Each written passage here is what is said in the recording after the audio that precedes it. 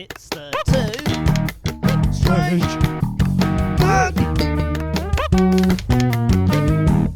Yeah. Mic check. Let's get down on the mic check. Welcome to a very rushed and well, not rushed. Look at me go. I can't even string words together. A very rushed, Cal. Yeah, I'm rushed off my feet. Yeah, it's an episode of Two Strange Men. We're doing it, and it's carrying on. We're soldiering on like good soldier boys do. Yep. Yeah, we're in summer now, and there is no time for anything because we're all on our sweet holidays, and we're doing this during work time, and then yeah. Other than that, we're lounging, relaxing, etc. I mean, you're working like a dog. I'm business as usual, baby. I am working like a dog. I'm working like one of those yokai that we heard about. In you wagga wagga wagga wagga woo. No, that's what I remember it being. That's that sushi restaurant. No, you mean the Neko Maku? Pretty close. It is a Inukami. So I got the in right. Not even close. Okay, so we're carrying on. We're gonna do. Do you know what? You know what would be fun? Yeah, what? Yeah, listeners, we're gonna do for you 2 more episodes of Yokai. Yeah, which realistically might end up being 3 more episodes because I've got the exact same amount of research on my printer from last week, so it might actually end up being a 4-parter. So if you thought, nah, you know what, I'm not gonna listen to any more episodes about yokai because that's rubbish. Well, then you've got a whole month of fucking off to do. And come back to us in a month's time. Enjoy your fucking off, you fucker. Enjoy your fucking off. In actual fact, do you know what? Yeah. No, actually, come back to us. No, fuck off. If you're not up for some Japanese folklore, I don't want to see you again. Welcome to Two Strange Men. You can fuck off. Yeah, well, we belittle the audience because we do what we want here. We do what we want. That's right. Anyway, I've got a driving lesson in like less than an hour, so we're gonna just bust through this. Yeah, this is quick. Like, are you ready for quick facts? Quick facts. This will be the longest episode. I can't even speak. Quick fact number 1. There is a cat that walks on hind legs, and it speaks in Japan.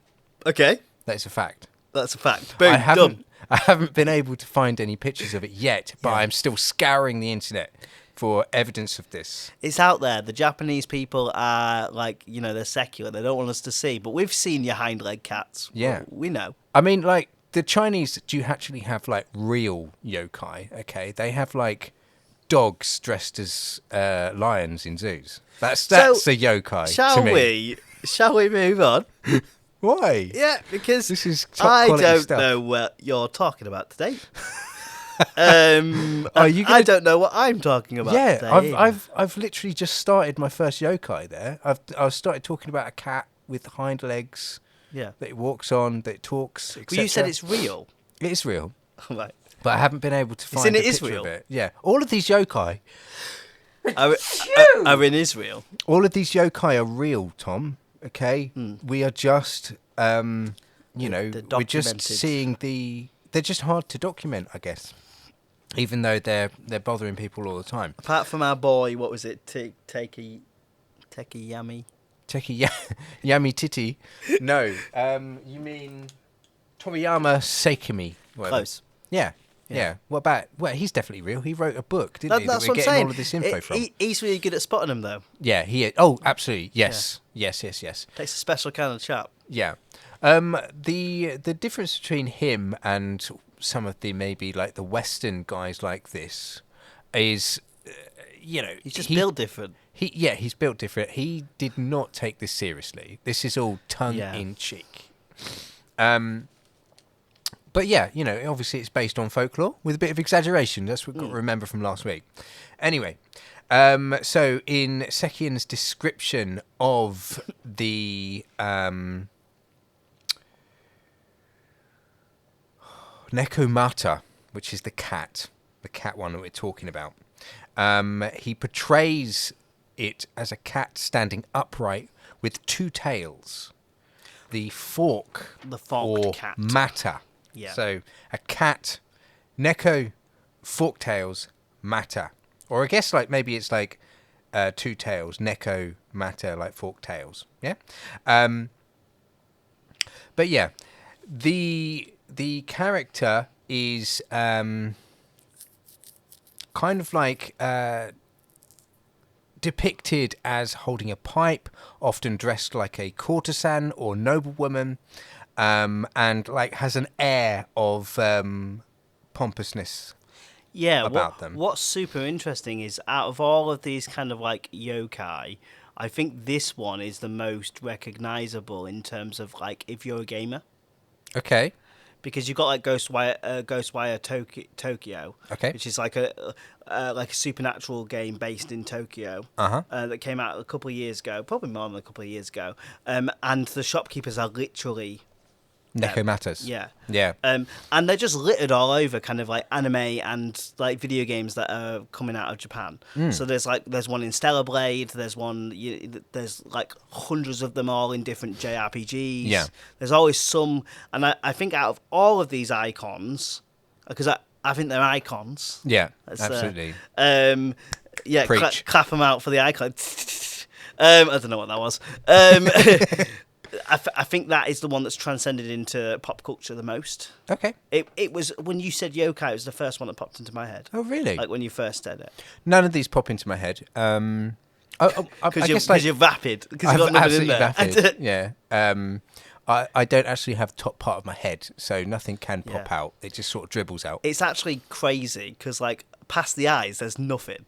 It's really scary to look at. Yeah, but like you can see my brain. But you have asked why it pulsates. Yeah. Yeah. And weirdly, when I talk about certain things, it pulsates more. And yeah. Absolutely. So, yeah, Absolutely. pretty weird. Like right now. Yeah, it's proper going for it, guys. So let's talk about this cat man.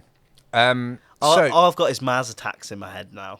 Yes, that is a visual look that I'm aiming for. Absolutely, I'm reducing my calories so I can get that gaunt look in my face. Cool. Anyway, cats, man. So like what I found interesting with this is because like last week I started by talking about a dog, like a dog ghost. And this is kind of very similar, as in a Nekomata comes not from an absolutely tortured dog or anything like that, but essentially a cat that grows old. So like a house cat that grows old and lives for many years can like grow a split tail. And it's then said to begin walking upright, speaking human languages, summoning fire, as you do, and cursing or killing its owners, especially if mistreated.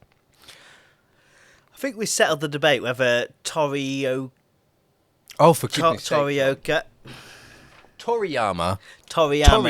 is Sekian. is a dog person or a cat person. Yeah. I don't know, actually. I think he's got a good appreciation of both. I think that's what's going on. No, I'm sorry. For a dog to be sentient, it has to have his head cut off. For a cat, it just has to be chilling and then like die of old age. But the thing is, right, what you're not taking into account is that these are kind of like folk tales built from the exaggerated personalities of a cat and a dog. Yeah? If you would Do you think a dog wants his head cut off? No, a dog doesn't want its head cut off, but the point... News just in. Carl Muircroft thinks dogs need their heads cut off. Well, I mean, I do, but that's a different story altogether. So think about it this way, okay? With dogs, you have unwavering loyalty. Yeah? Yeah. And with cats, you have this nonplussed, if I was bigger, I would eat you mentality. Yeah. Of ownership and like belonging to someone. I'm letting you do this because I'm not strong enough to absolutely kill you in your sleep. You feed me, so I stick around. Yeah. But I mean, you could be anyone, basically. Yeah. So like, so yeah, you've got like a doting character with this dog, and then like a nonplussed cat. But like, exaggerate that, okay, to the point where you've got these stories going on, and like you've got dog one, and you're basically saying like you could absolutely torture this animal, and it will still. It's still your boy. It's still your boy, yeah. Even in the afterlife, it's basically it will just do whatever you want, sort of thing. Whereas a cat, it's like if you fuck with that cat's gonna come back. Yeah. Yeah. and burn you. Yeah. I mean, it's pretty spot on. It's going to spot on. speak your language. Yeah. It's going to tell you why you're getting burnt, and then it's going to burn you. Yeah. Yeah. So that's an ekomata, and that's how it's definitely different to a inugami. I said that right, yeah? Do you I'm think- sick of this. I'm sick of forgetting what all of these Japanese words are. I'm just going to say dog ghost if I want, and that's that. I think. Sure. I Yeah. feel like you're having a very public meltdown right now, but sure. You can call it whatever you'd like. Thanks. And I will chime in every now and again and not correct you because I don't know what I'm saying either. Okay. Cool. There is also a variation of this. There's a domestic nekomata, and then there's a mountain nekomata. So a large cat, a wild cat that lives deep in the mountains. And this one is associated with necromancy, corpse manipulation, and luring travels to their deaths. Isn't it interesting that from what I'm kind of seeing, these yokai have different kind of variations depending on the terrain. So there's loads of different yokai. Like, I'm going to talk about kappas soon. Yeah. And there's different variations of kappas depending on where they logistically are. Well, you mentioned tengus last week, and there was mountainous tengus that had Yes. like a different look to others. Yeah. As well. Yeah. So and it quite often is the difference between mountainous areas and non-mountainous areas. Like things go through a transformative like state when they're in the mountains. Yeah. Yeah. Like me when I go to the mountains. Do you just get absolutely knackered? Yeah. I'm like a non-fraudulent Bear Grylls. Non-fraudulent bear. Yeah. I'm You're a sexy little bear, Tom. Do you remember when we were talking about? I'm ignoring that. Do you remember when we were talking about Gummy Ravenous? bears. Sorry. About Ravenous and Wendigos. Yes, absolutely. Like really strong, kind of like that's me in the mountains. Oh, really? Yeah, Okay. just like Like eating everybody. Yeah. on a camping trip, you could see you just in the distance on a mountaintop, shirt off, beating yourself with whipping sticks. You can just see you can see the wildness in my eyes, Carl. Yeah. You don't want to. Yeah. If I invite you to a mountainous holiday, I'm chowing down. I have tasted flesh. I am Godman. Yeah. Godman Bear Pig. I'll whip the spine right out of your back. So anyway, a forked cat becomes a symbol of transformation, really. Aging and then hidden danger. Yeah. Don't disrespect your elders, I guess. Don't disrespect your cat. And especially don't disrespect those cat elders. Yeah.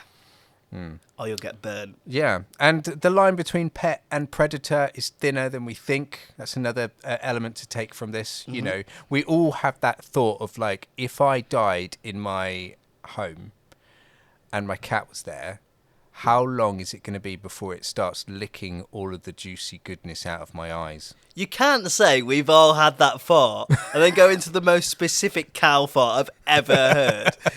That's not how this works. I mean, don't project your weird feelings onto me. They've got those raspy tongues. Like that's easily going to take like the layers of protection off your eyeballs, and it's going to just get into the jelly goodness, isn't it? Is this therapy for you? It's certainly not. If anything, it unlocks more fears. I don't have cats anymore. Do you know why? Because you don't want them to get your jelly goodness. Well, there's that, yeah. But also, I don't want them to get the jelly goodness of all the garden birds I've got going. Ah. Yeah, my garden is a literal convention for little passerines and ground birds and all sorts of things. And there's a couple in that garden that you don't like, isn't there? There's a couple of animals that visit and you're just like, get to fuck. Hedgehog, frog. Yeah. I just saw them literally yesterday in there. They're all good. Tell you what, I love going out there looking at a great pair of tits. Yeah. They always appear. Blue ones or? Absolutely, blue tits, but also the great ones as well. There's a couple of great tits as well. Oh, good. They're better when they're great. Absolutely. We've got some more hens as well, knocking around in the bottom. And every now and then, a couple of ducks, just like, I don't know what they're doing. They just like come up. What is your garden like? Country file? Like what's going on? Yeah, I mean, it's got the river, at the end, but it's also got like a farm the other side of it, like fields and stuff like that. So this is why you don't want us to come for a barbecue, because we might cook up some of your birds. Yeah, best luck catching them. I mean, like we literally have everything there. I think, like animals wise, like birds wise. Yeah. Anyway, and then a fucking cat will come along and just like ruin that, like absolutely ruin that. And if that cat was capable of fire. Yeah. Whole garden gone. Absolutely. Can you imagine? Like just burning like little birds just for the sake of it. Like a sycophant. Like, I was watching the new series of Dexter, or the one where he's like a young kid. I know there's a new series coming out after that, but anyway, I was watching that, and at one point in time, Michael C. Hall had a great line. It was basically about a cat, and he just like described it as like the serial killers of the animal world. And I totally agree with that. Yeah. Cats. I think I do as well. I loved cats. I loved cats, and I just choose not to love them anymore. Yeah. Well, like Lupin, if you're out there, my boy. That's his cat. That's my cat. Yeah. He's great, but he's an asshole. Do you think Lupin is listening with headphones to this podcast at some point in time? I do, yeah. And then when I come over, he's like, oh, fuck. Just whacks him out of his ears. Yeah. I mean, he's not that old to actually be turned into one of these Neko matters yet, is he? Do you think? How old is he? No, he's got another like 5 years on him. So if I stop laying hands on him, no, I shouldn't say that. I do not hit my cat. I lay hands on any cat I see. Nice stroking motions. Yeah. Little tickle of the bum area, not of the bum area, not past the tail, but like that kind of like little. And it makes them stand up. Yeah, that's an androgynous zone for them, right? Absolutely. I tickle all the androgynous zones of a cat. Come on. As does everyone. I mean, I was watching The Godfather last night, and like first scene, he is absolutely like going ham on that. Going ham on that cat. Like that cat is absolutely loving his big beefy Godfather hands all over him. Good. Never going to be able to watch that film again. I'll make you an offer. Pet my kitty. I'll make you an offer. I'm just making my cat orgasm. I'll make you an offer you can refuse. Fish. All right, you can refuse it. No good. Moving on. All right, moving on. So there are lots of different historical sources for a Nekomata.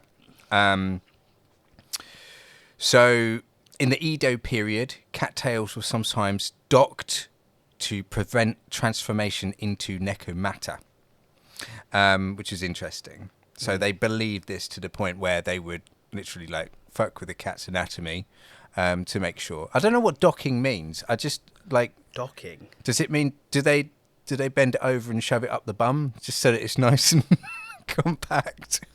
Or what? Like, is it like clipping the ears of a Dalmatian or whatever they do? I don't know. They do all sorts of things. Don't know.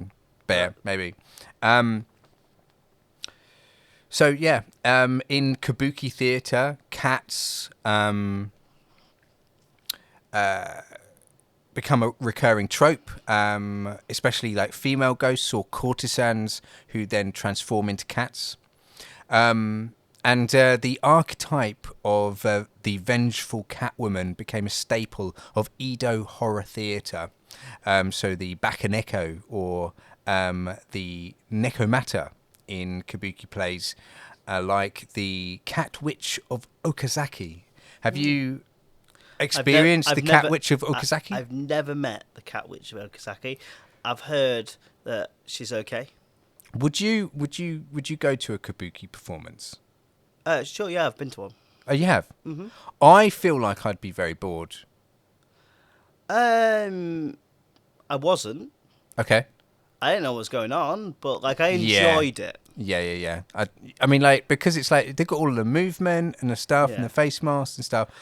But like that type of kind of like really hyper, the hyper movement theatre that kind of blends music is all the same, right? Like it's all quite confusing, and you just kind of it's just a visual and audio treat, right? It's not really for me as kind of like a foreigner to it. It's not about the narrative; it's about the visual and audio treat. Tell you what I do love and I find really relaxing is the music. You know, the sort of, it's almost like it's got its own rhythm at times, like percussion and it's stuff. Quite cyclical as well. you kind of can start getting into like, okay, I understand that. You almost feel like you're an expert at that type of music, although you know nothing, because it's cyclical, and you're like, I can see the pattern. And it's comforting when you're in something that you feel like you know, even if you don't know it. All right then. So yeah, obviously, you know, one thing we've got to talk about just very quickly is the Western parallel, Puss in Boots. Do you think that's the parallel? I think I feel definitely. like there might be. Well, like a shape-shifting cat that can breathe fire and stuff. I suppose if I suppose if we're talking about, you know, a sentient cat on its hind legs, it probably is the closest, isn't it, in terms of fairy tales? When you think of like something that's like within tradition and stuff like that, we don't really have much else. Like, you know, there's that really creepy like cat creature in like Disney's Pinocchio, isn't there? Like, and is the Alice in Wonderland creature a cat? I mean, there's a rabbit in there. No, but there's a big smiling cat. There's a big smiling cat. Basically, what we're taking from this is anything that can speak English. That's the cultural version of a necomata, isn't it? Really. But I suppose you're right. I think Puss in Boots is probably the closest that we have, right? Because it apes human intelligence. Yeah, and also like, you know, it's almost got a courtesan sort of like, you know, feel to it, like just Boots. Just Boots. Yeah. You randy little bastard. I tried to cosplay once as Puss in Boots, but like I got arrested. Out, yeah. Did you tuck in though? You got to tuck in. I didn't do any fur, to be honest with you. It was just a hat and boots. There was a lot of crying children. Yeah. Yeah. Oh, you tried this at a birthday party? Oh, absolutely. Yeah. I was asked to come. Yeah. Were you now?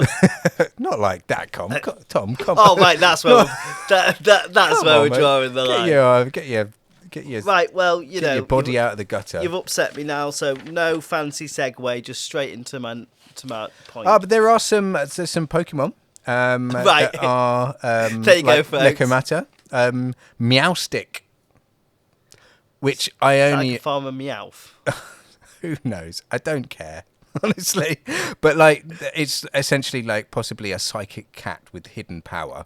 I just assume, because this is like later generation Pokemon, I don't know anything about it, but Meowstick just seems like a stick with cat ears on it.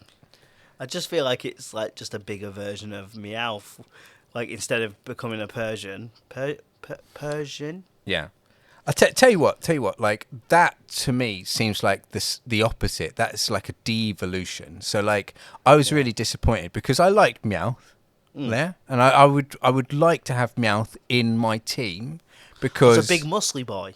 But yeah, I mean, like if you want, but like all I cared about is the fact that when he evolves, he's just going to look like a normal fucking cat, and I don't want a normal fucking cat. I wanted all of the anthropomorphic animals. You know, I wanted. The poison toad ninja guy. I wanted Meowth. I wanted this. I wanted that. That sounds like a thinly disguised fetish. I like the cutie. Like they're my animals. Cutie boys. But also, you know, you could kind of like take out the Pokemon, like give them some drinks over a fire, and just like hang out. And like, hopefully they can talk as well. You wanted friends. Yeah, absolutely. Because I'm playing Pokemon. And I don't just want a bunch of pets. I just want actual friends, you know? Yeah. Have a couple of brewskis. Absolutely. Yeah, why not? Cool. Okay, so I think that's me done. Bye, see you later. Yeah, see you later. On to the next shift. Hit me. So. With your mouse stick.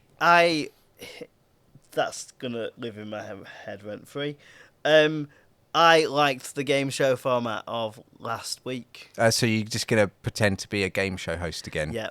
Go for it. Go for it. I'm gonna give you a little bit of background, and then I've got a game for you. All right. I'll be the audience. No, you're gonna be you. Woo woo. Woo! I hate you. So Kappas, know anything about them? Absolutely. They have amazing shoes because they wear those white trainers. I know that a Kappa is pretty much what Squirtle from Pokemon was based on. Yeah, similar sort of another anthropomorphic boy. Yeah. So they are a yokai or a supernatural creature, known for being mischievous or even malicious. So in some folklore, kappas will kind of like lure you into the water and get you a little bit wet. Ooh. Yeah. God. But in other myths, they'll lure you into the water and they'll drown you. Oh, absolutely. So they kind of on a scale of 1 being a little bit naughty and 10 being evil. The slider is constantly going back and forth depending on. They're kind of like the Squirtle Squad from one of those first episodes of Pokemon. Yeah. But they will drown you. I mean, I would happily in my team. I would happily have the guy with the sunglasses. He was He was a baller. But didn't War Turtle also have sunglasses when they evolved? Maybe. I don't know. But he was a baller. I know exactly what you're talking about. Yeah, absolutely. That's the crazy thing. So they're typically depicted as small humanoid creatures with green, scaly skin, although I have seen some that are more kind of turquoise. Oh, yeah. Webbed, like I've seen them in real life. Yeah. Webbed hands and feet and a turtle shell on their back. Yeah. A notable feature is a dish-like depression on their head. Okay. Which must be filled with water for them to maintain their strength and powers. See, this is what I like about like Japanese folklore and that sort of thing. It's like they've got an eye for detail that I think we'd miss. Like Puss in Boots, is a cat in boots. Yeah. That's all you need. But here, it's well, he's got a... It's like a turtle, but... It's got a little dish bit. If that goes in water, and there's a whole thing about that, specific details about the anatomy. Took time. So I'd like you to take this. This is for you. Okay, so he's handing me a sheet of paper with a picture of a anthropomorphic, turtle on it that is losing his hair. He's got a monk's haircut. And it's your job to describe to the best of your ability what is on that paper. And dear viewers, I want you to grab a pen and a piece of paper. No one's doing it. And you're going to draw it out. Okay, all right. So there is a shelly boy. He's got a shell. His intricately patterned shell. He's also got a grass skirt. He has webbed hands upon very scaly arms. He has claws at the end of his webbed hands. Now, he is very wrinkly in the face. He has teeth, sharpish teeth, I would say. They're all quite spaced out amongst each other. He doesn't need to floss, put it that way. That food is falling out. But they are quite rounded but sharp. He's got that monk's haircut. He's balding on top. And that's pretty much it. He is chilling out in a little lake, just on the bank. Is that everything? Perfect. Who needs visuals, right? Who needs visuals? When you've got Cal. So now, anyone who has drawn that picture, feel free to send it in. We are on all of the social media. Blah blah blah blah blah. Moving on. Yeah, because obviously that's going to be very successful. Yeah, totally. That was the whole thing. So we've talked about the fact that they're quite reptilian, and they have a dish-like indent in the head that's filled with water. Sometimes some depictions have a beak-like face, which is interesting to me because if the indent's there, wouldn't the water be caught by the beak? But anyway, it indicates about them if the water is unfilled or dried up that they lose their powers and abilities. Okay, do they just revert back to normal turtles? No, they could potentially die.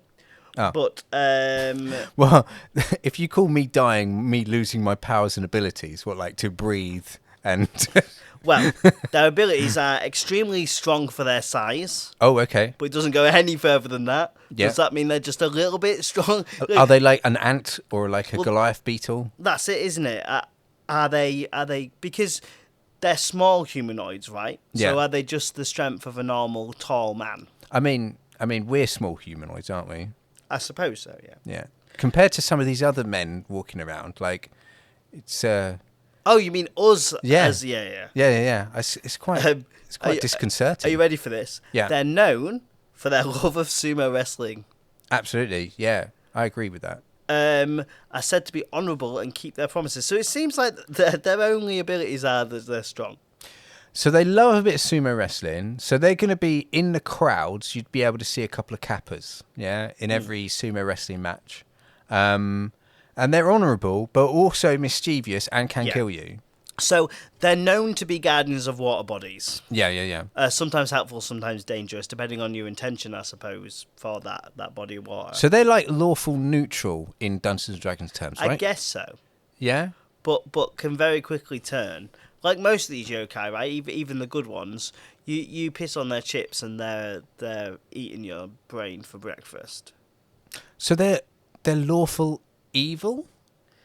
Yeah, I mean, what's really because it's evil, neutral, good, right? And then it's lawful, unlawful, and chaotic. They're definitely not chaotic. They have a system and values. Because that's the honour, yeah. But so they're lawful good. Do you know? No. How to befriend a kappa? Offer to wash their car. They're not bothered about that. They get round on their like perfectly fine. Thank you very much. Yeah, they've probably got like water cars. You offer them cucumbers. Oh yeah, it's their favourite, apparently. Cool. Absolutely love cucumbers. Yeah. That's like my daughter. Is my daughter a kappa? Maybe. No. Maybe. No balding head though. So. No. Well. Yeah. So they're really interesting, and depending on who is writing the tale, there's many different things about kappas, and what they can all agree on is that they are protectors of the water, and that they're a little bit naughty. Yeah. They are linked to Japanese giant salamanders and other aquatic creatures. They're usually like chilling with them, or working towards their best interest. Who doesn't want to chill with a giant salamander? Yeah. I mean, come on, like me. Yeah. Why? Because no. Why would you not want to chill out with It was like the whole analogy about like having beers with Meowth. Like I don't give a fuck. He can speak English. No. Hey Tom, how's it going? Why is he? You got another beer? Why is he Mickey Mouse? No, that's how Meowth spoke. No, he didn't. He was like this weird little gruff thing. Oh, come on. We Team Rocket. Meowth, that's right. That's exactly how maybe. he... Yeah. Yeah, maybe. What do you think? It's like, Team Rocket, blasting off the speed of light. Meowth, that's right. Yeah, no. Like, no. Just kind of... Yeah, I don't know. No. And then, like, how does it even work? Like, how would they have even done that? Have Meowth at any point in time turned into a Persian? Why is this the angriest you've ever been on this show?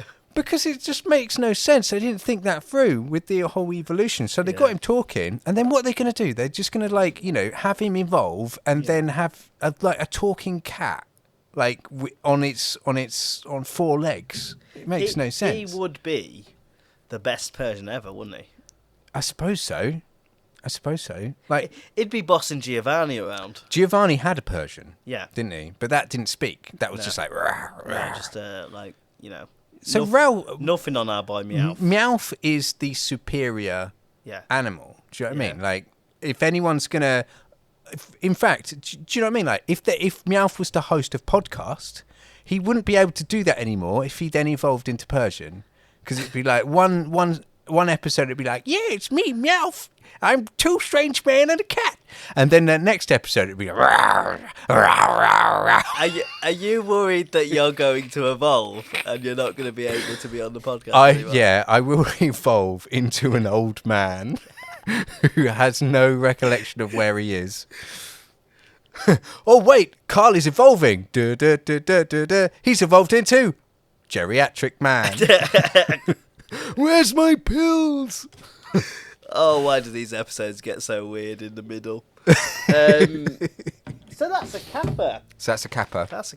All right, so should we talk about some scary white children? Okay, so sure. The Shirachigo, or the bleached innocent.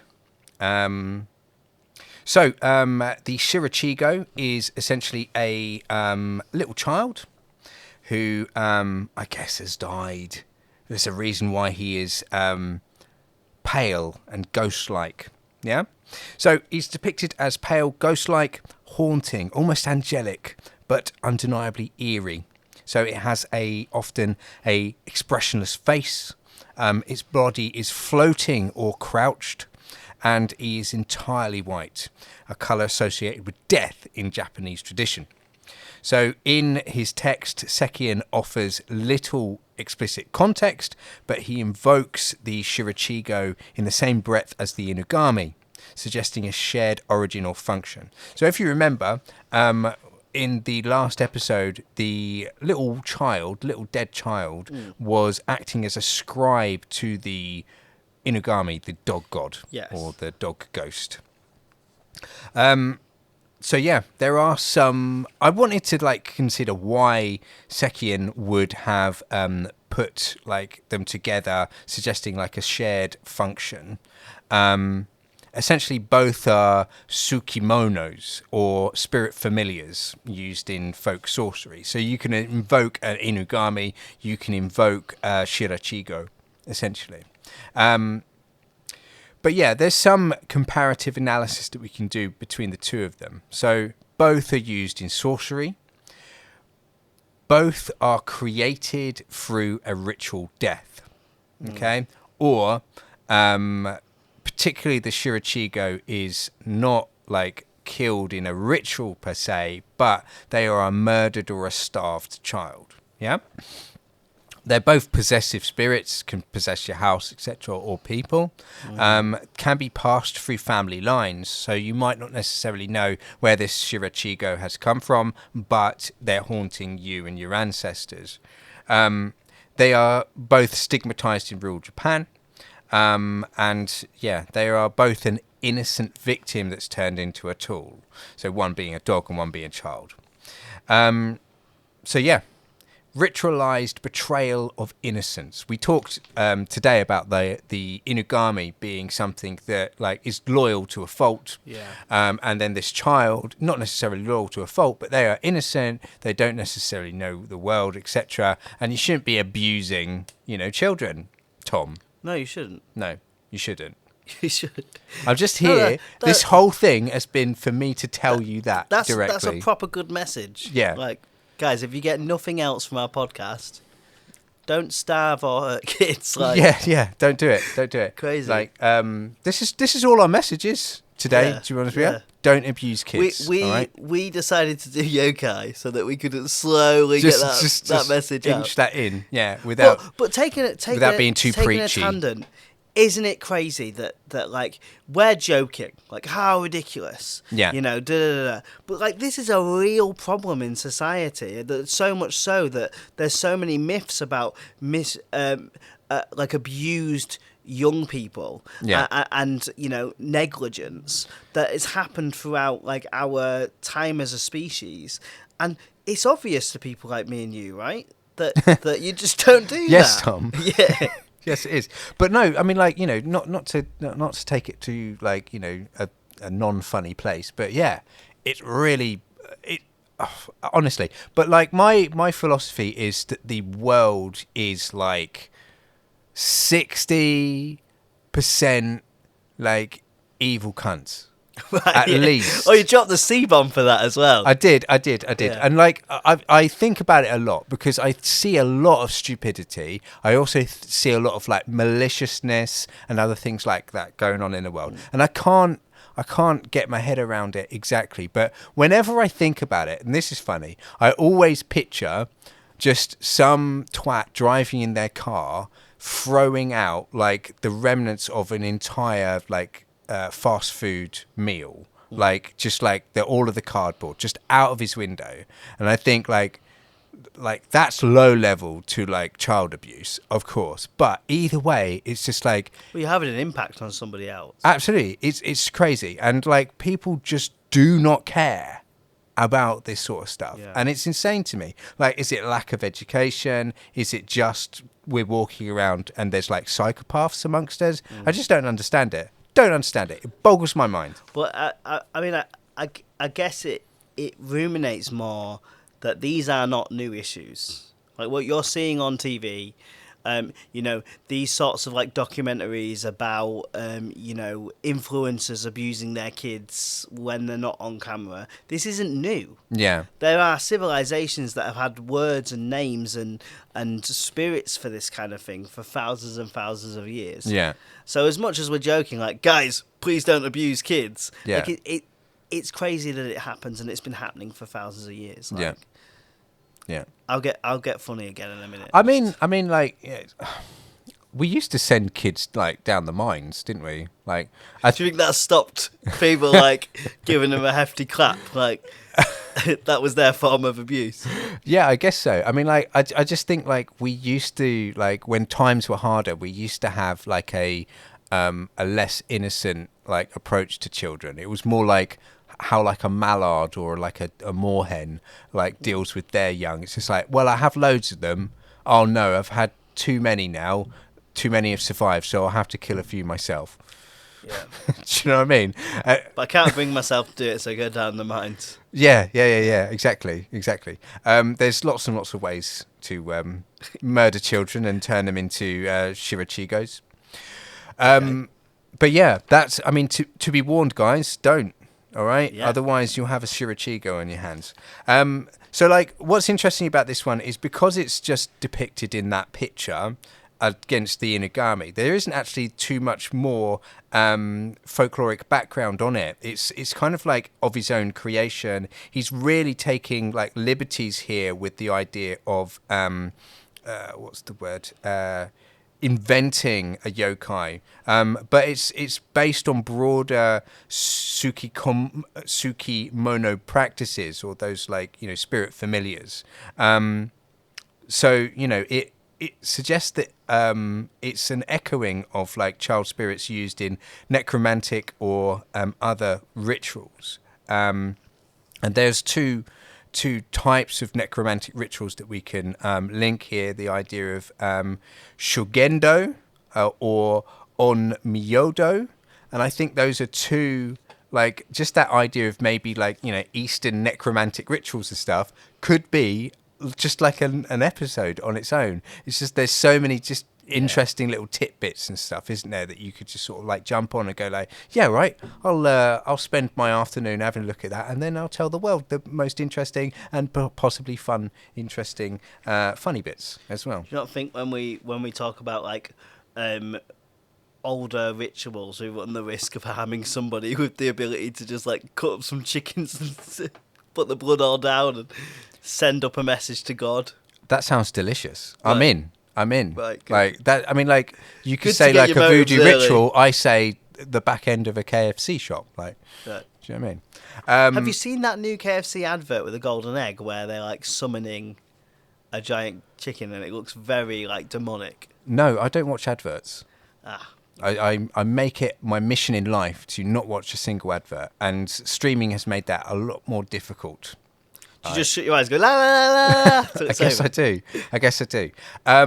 So yeah, I mean, like, at the end of the day, he is potentially a weaponized innocent spirit familiar, but Sekian may be satirizing or moralizing about the cost of spiritual ambition. In an age of increasing urbanization and religious hybridization, these stories served as both a cautionary tale and a cultural criticism. So, like, I often think about like the grotesques that fit on like old churches and stuff like that, like Green Man grotesques and things like that. They are essentially a similar sort of purpose, as in, like, you know, they are acting as cautionary tales, but there's nothing else to them other than these are the evils that live outside. Come into the church. These evils aren't here, sort of thing. And so you've got like, you know, all of those things carved into walls and stuff. Yeah. I think that's as far as it goes with this, really. But like, it's very similar to in a previous episode we looked at Zashiki Warashi, the house spirit, or the parlor child or living room boy or whatever, which would be very similar. But like, this is kind of like a more scary one of it. More scary, Tom. There's levels of haunted haunted beings. Absolutely, And this one is a 6.5. There's a 6.5 on the spooky scale. Yeah. Yeah. Okay, we are going to be continuing with yokai next week. Very excited. Very excited. And let's give our audience a little taster. What are we going to be possibly looking at? So I'm going to be talking about a couple of mountainous hags and boys, because they link quite well to kappas and onis. So well, what you'll realise is there's a thematic theme with mine, because I'm a clever boy. Yeah. So all will be revealed next week. I mean, there was a thematic theme with mine. Mine were all pretty much just like the first few pages. Yeah, I was gonna rat you out. Be like, yeah. The first 4 pages of the Japandemonium. Yeah, but I'm actually in my next series. I'm going to be like moving on to the second book in Seiken's Sekian's even in his little books. Yeah. I'm going to the second parade pretty much. Tell them the name of one of the ones you can talk about, because I can't take it seriously. I'll tell you both. Phil Flicker, yeah, and Spider Woman, or Spider Whore. Good, yeah. Cool. It's the kind of energy you'll get next week, folks. Thanks for listening. Here's a disclaimer. We are not experts. We can easily get things wrong in an episode. Our intention is to explore and open up the possibilities for further exploration. Come find us on Twitter, Facebook, Instagram and YouTube. We would love some interaction. Also, if you can consider supporting us on Patreon, that would help a bunch. Search for 2, that's number 2, Strange Men Pod, all one word. Until next time, keep it strange.